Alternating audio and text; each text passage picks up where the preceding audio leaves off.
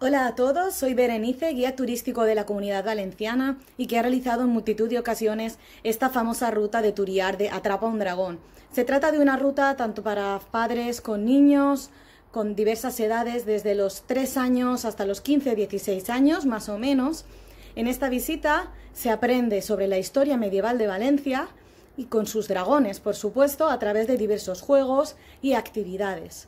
La ruta se comienza en la Plaza del Patriarca y a partir de allí seguimos el camino hacia la Lonja de la Seda, finalizando la ruta en la famosa Casa de las Rocas. Es un lugar que apenas conoce mucha gente de la ciudad de Valencia y que es un lugar que cuando llegan tanto los niños como los familiares se sorprenden que nunca habían estado en ese lugar, que está un poco escondido cerca de las Torres de Serrano. Y en ella están diversos monstruos como la tarasca, la cucafera o el dragón, del que se conocen sus historias.